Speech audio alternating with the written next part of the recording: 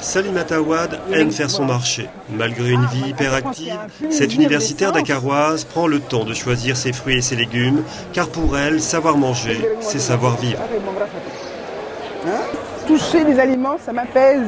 Voir les couleurs, aller au marché, ça m'apaise, ça me faisait plaisir.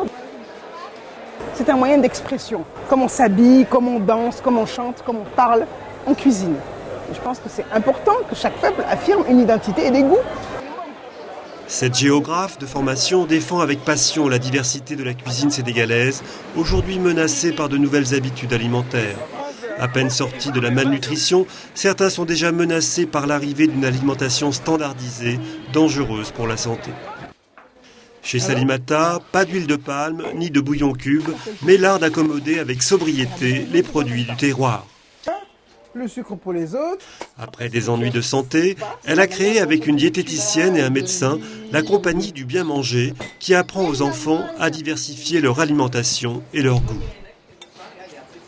Il faut leur donner ce qu'ils aiment.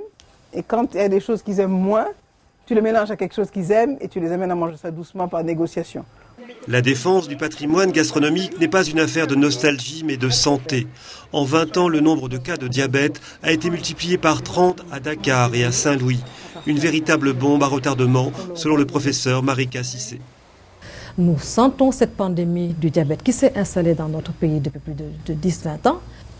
Et il est nécessaire pour nous, puisque c'est une maladie qui est très chère en termes de prise en charge, il est nécessaire pour nous de prévenir cette maladie. Un diabétique doit avoir une alimentation moins riche en sucre, en gras et éventuellement en sel, puisque souvent il est hypertendu.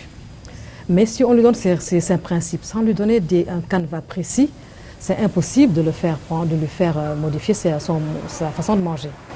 Or, avec Sali, ce qu'on a réussi à faire, c'est d'adapter notre façon de manger, nos habitudes alimentaires sénégalais, de les adapter à cette maladie. Pour cette enseignante-chercheuse à l'université Cheikh Anta Diop, ce qui est en jeu dans cette lutte contre la malbouffe, c'est la préservation d'une agriculture familiale et paysanne, aujourd'hui menacée par l'agro-industrie. Le rayonnement culinaire, etc., ça fait partie du rayonnement culturel.